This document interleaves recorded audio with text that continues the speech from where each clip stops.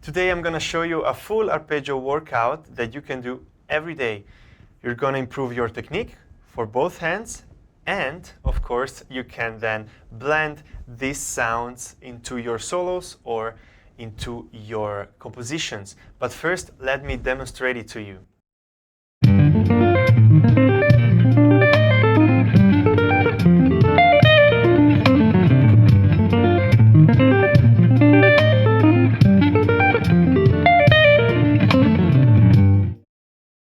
So, slowly.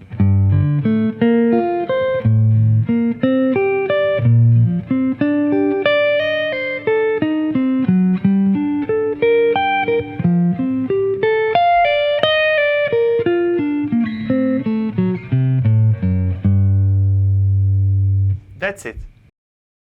Now, let me break it down for you. The chord progression is in G minor, basically. We have G minor 7, A, half diminished, B flat major 7, and then we go back to G minor with a D7 flat 9, G minor, F7, B flat major, and then back with F sharp diminished or still D7 flat 9 to G minor. That's what's happening. So as you can see, you have almost all sounds, almost all different colors that we have for changes, right? We have the minor chord, minor 7, we have half diminished, we have the diminished, we have the dominant 7, we have the major 7, so almost every sound. The first arpeggio is a G minor 9, 11. A G minor 7, 9, 11, because we have 1, 5, 9, flat 3, so minor third, B7, and 11. And then we have a half diminished, so we have, and it's the same logic like for the G. We have 1, but now flat 5, flat 9, minor third, minor 7, and 11 again. So we have an A half diminished 11. Then we have a B flat major 7, and we have again 1, same logic, 5, 9, 3, but then we stay here and we have 6 and 3 again. So, and then we have, this is a diminished arpeggio. The whole arpeggio would be this, but we do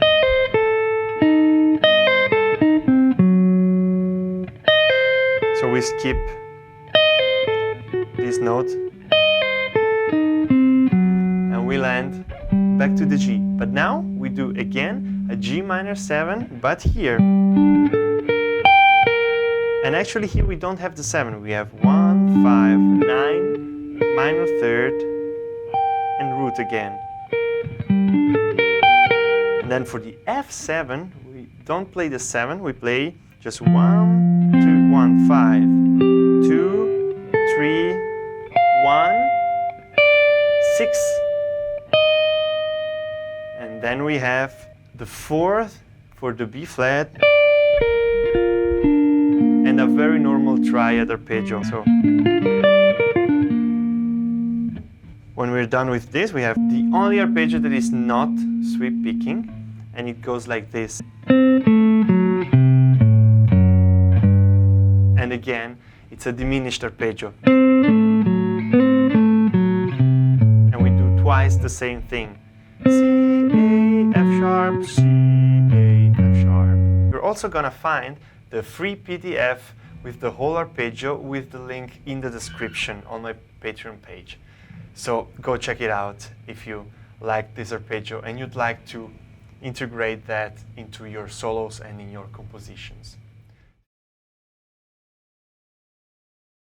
In today's lesson, I'm going to show you a full sweep picking arpeggio workout that you can use to warm up And you can also blend these sounds or these arpeggios into your music or into your improvisation.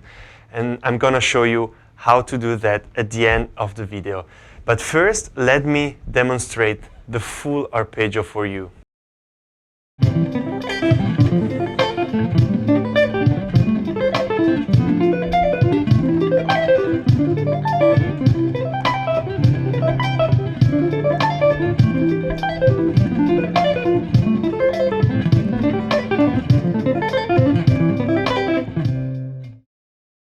All right, let me play it slowly and then explain it.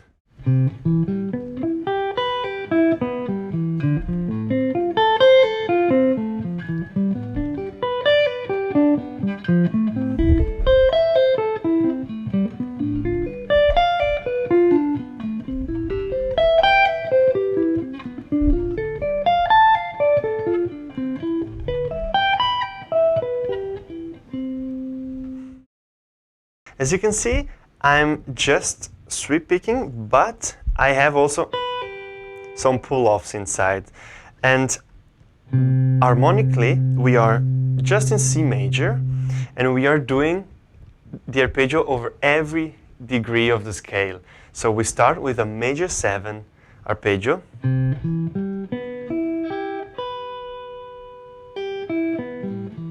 So we're doing 1, 3, 5, major 7.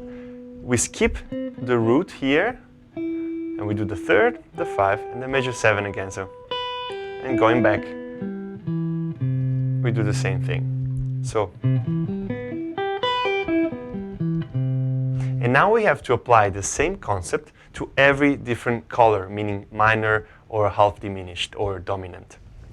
The next degree would be minor, and this is a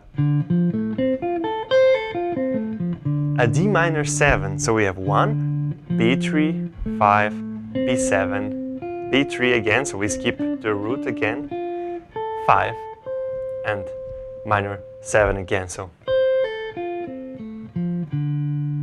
and the next one is easy because it's the same thing for, so the E minor 7, just a whole step higher. Then also the next one, we have it for free because it's again a major 7, it's the 4th degree, it's an F major 7, and it's the same than the C, right?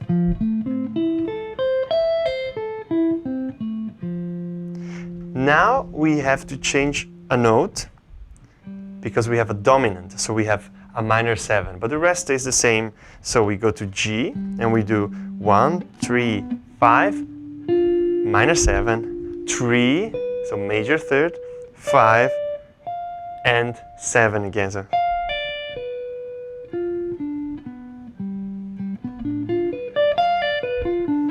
And here you can choose if you want to do it with the 3rd finger or with the 2nd finger. Oh, sorry. It depends where you want to have the stretch. I think I prefer with the 3rd. And then we have again a minor chord, the A minor 7, on the 12th position. Same thing that we did for the D and the E. And now we have the half diminished. So the half diminished, we have to take the minor 7 and modify the 5th, right? So we have 1, minor 3rd, minor 5th, or flat 5, sorry. Then we have the minor 7, again minor 3rd, flat 5, and minor 7. And then we're back to the first one, just an octave higher. And then we go back exactly the same way.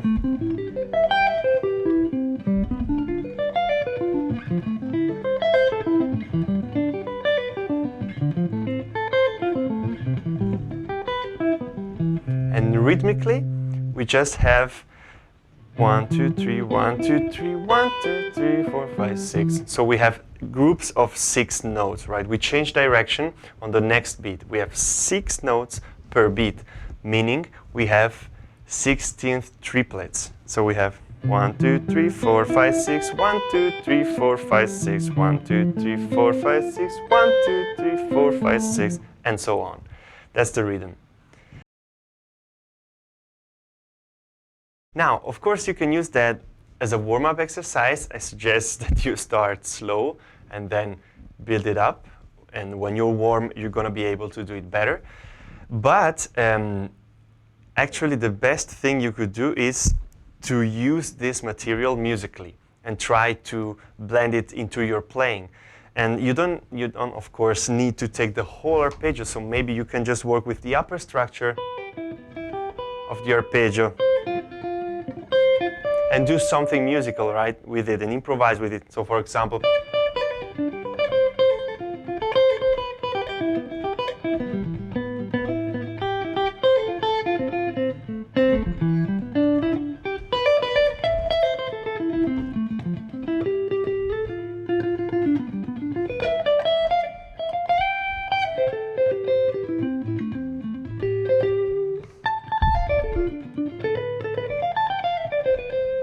because if you do that, then you're making music. If you just do, that's just an exercise. It's just motion.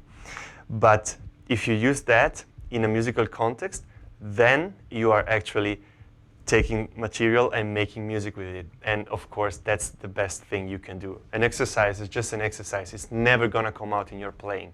But if you try to do that kind of exercises, then you're going to be able to really come up with new ideas.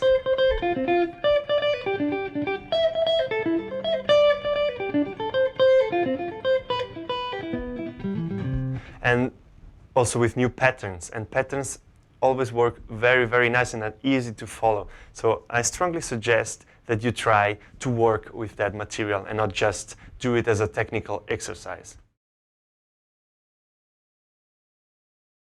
In today's lesson, I'd like to show you one of the most effective jazz arpeggio technique that you can use in your solos. And I'm going to also show you how you can blend it into your improvisation. So let's start right away. And I'd like to show you where this idea comes from. It comes from a wonderful solo on Cherokee from Charlie Parker.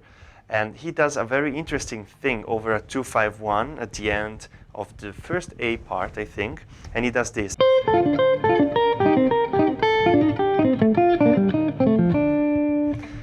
And this is just a series of diatonic arpeggios in B flat major.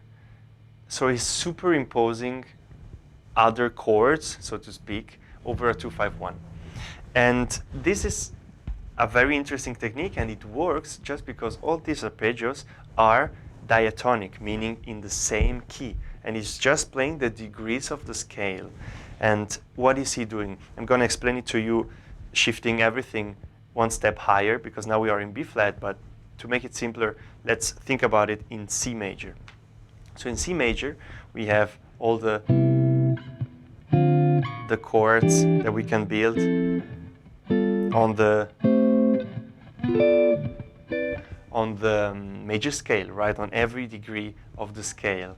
And what it does, it's basically just taking the arpeggios, the 4 notes arpeggios of the degrees of the scale, and arpeggiating them from the 7th to the root. So he's starting with an E minor 7, and he does so 7, 5, minor 3rd, 1. Same thing one step below with the D minor 7.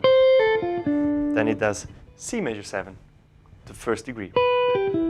Then we have the 7th, so half diminished, B half diminished. Then he does A minor 7, the 6th, then 5, the dominant, G7, and resolves it on the 3rd of the C of the 1. So we can use this technique as well, and we can also expand it and make it our own.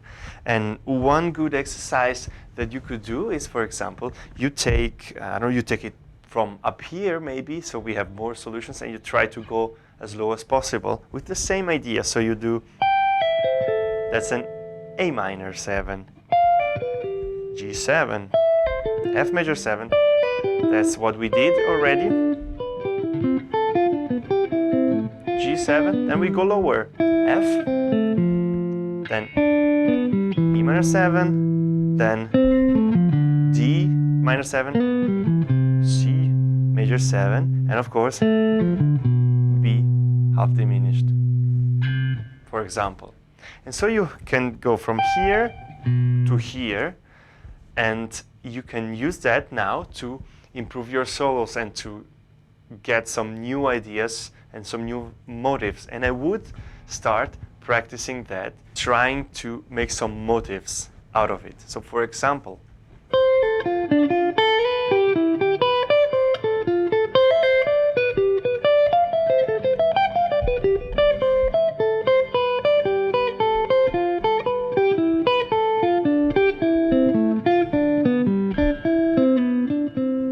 you see, not just as an exercise, not just the same thing over and over again, but try to make some music with it.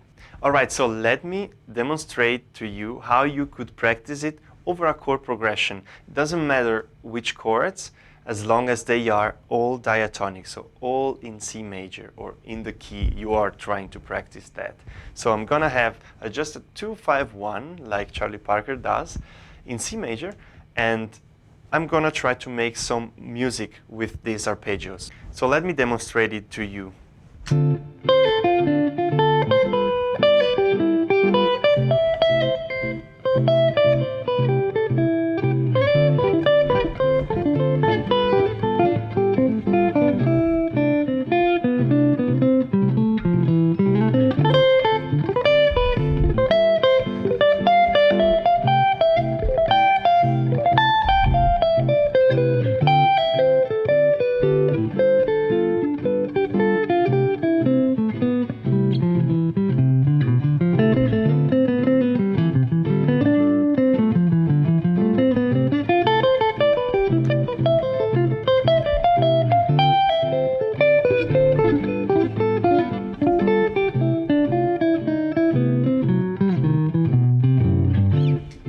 You see, you can, of course, blend it into your solo, also play other stuff, but trying to use also the arpeggios to get some ideas. So you don't have to play just arpeggios. The idea is you take these arpeggios and you try to make some motives with them. But first, of course, practice just a...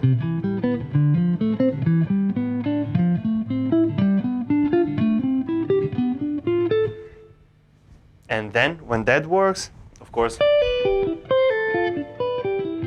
backwards.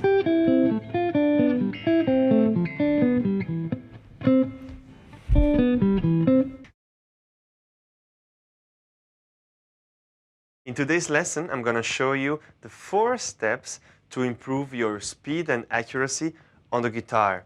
And stay until the end, because the last step is the most important one. Let me tell you why I came up with this lesson.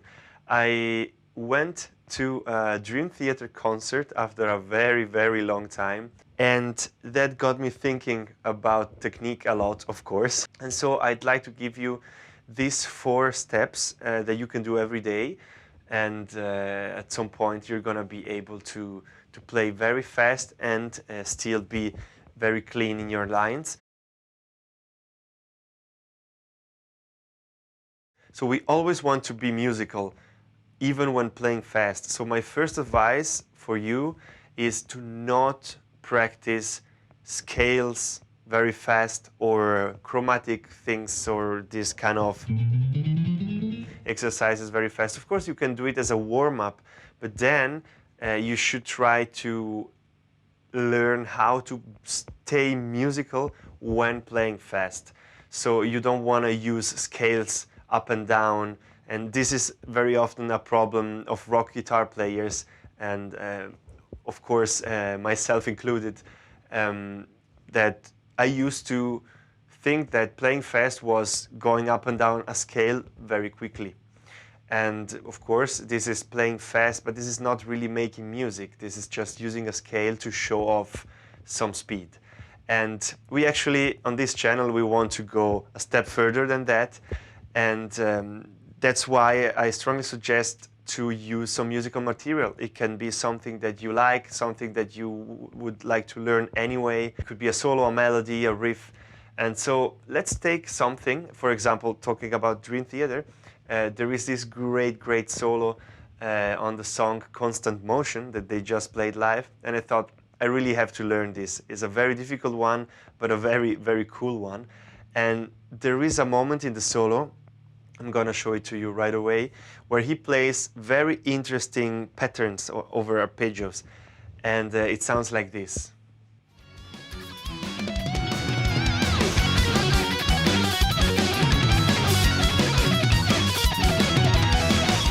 So that is already the first step. You take something musical. You use something musical and not scales or chromatic exercises. And then, of course, the second step is crucial, which is use the metronome. But now, how can you work with the metronome in order to play fast? And let me show it to you. So one of the very important things that nobody wants to hear is that if you want to play something fast, you need to really be able to play it slow. So you heard the piece is very fast. So this is very slow compared to the original tempo, but we can already start with that tempo and try to play the arpeggio as clean as possible. So that would be 1, 2, 3, 4.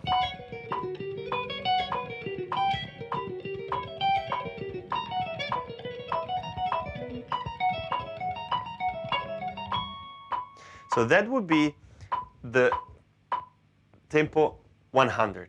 And now, why do I say that? It's because we really want to keep track of the tempo. We want to know, okay, I can do it at 100. Now, can I do it at 105?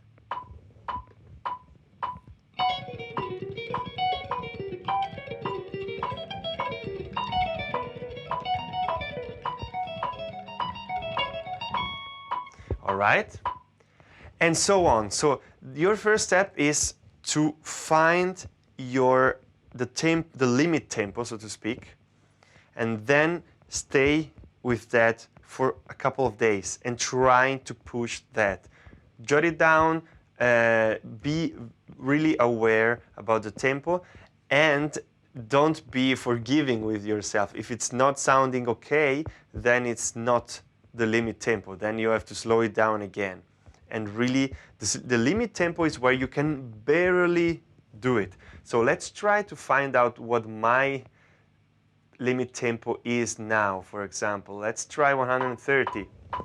Oh, and before I do that, maybe you noticed I'm using zero effects, zero overdrive, nothing. And that's very important. Do that as well. Put yourself in the worst possible situation, and if it still sounds great, then all right, you're ready to put overdrive on it and delay or whatever. But effects and overdrive can trick you into thinking that you are doing it very well when actually you're not doing it very well. So do it clean and be very unforgiving.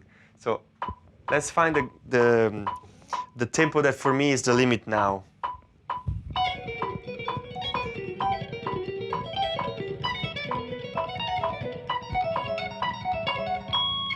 Okay, there was a little mistake already, but I think I can do it like that. So maybe let's do it a little faster.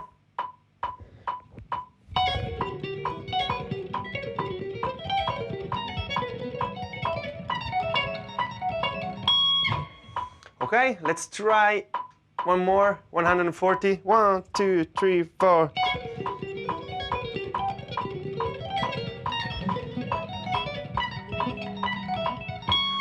I would say that for the moment, this is my limit tempo, 140.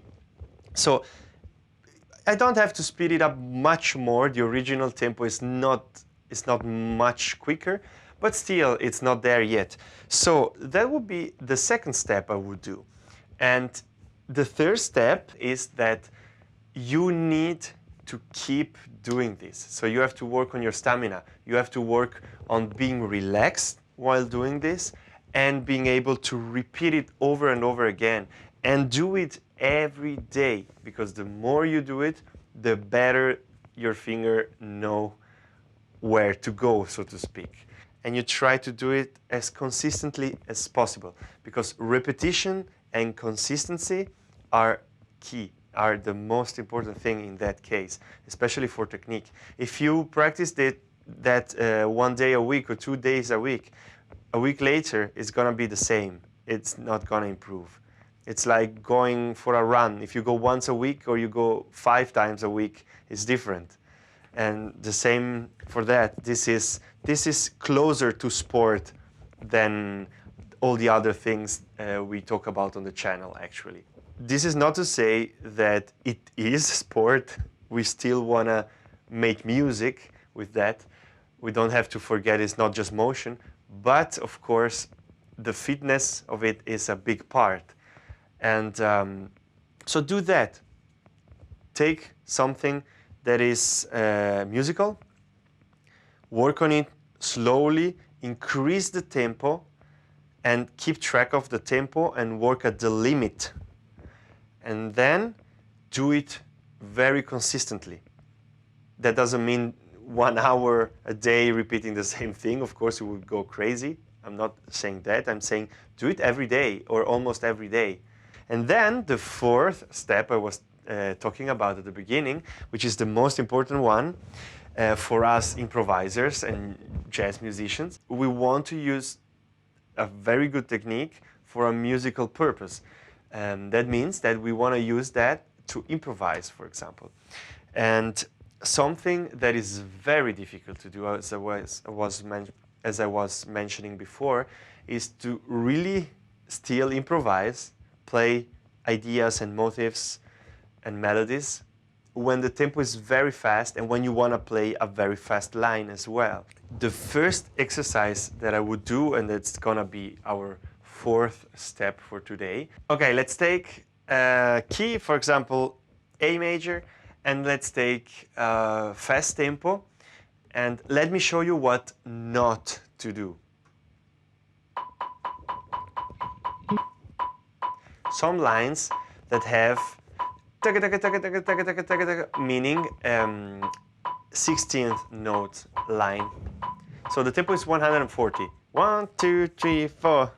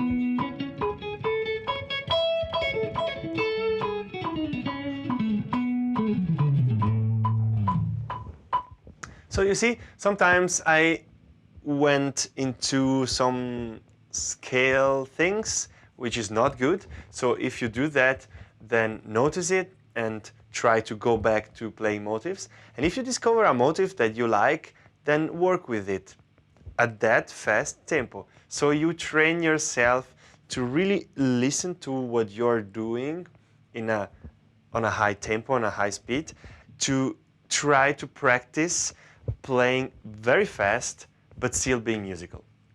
So I hope that this was helpful, And really, as you can hear, I have zero effects, zero overdrive. Try to do that. It's gonna be brutal. You notice also in my playing, all little details are for you to hear, and this is actually the good thing. So you can notice, okay, here and there and this and that. I have to improve this. I have to be careful with that. This is actually the idea of practicing. And if you like what you see here, then you can maybe check out my Patreon channel. The link is in the description. And you're going to find also material for free, but of course you can pay a very small subscription and you're going to enjoy some things that you cannot find here. Some lessons, some licks and explanations, some scores and material from my music, some transcriptions and much more. And behind the scenes, of course, with my band, of my sounds and my gear and so on. So check it out, and if you sign up, I'll be very, very happy to welcome you to the family. See you for the next lesson.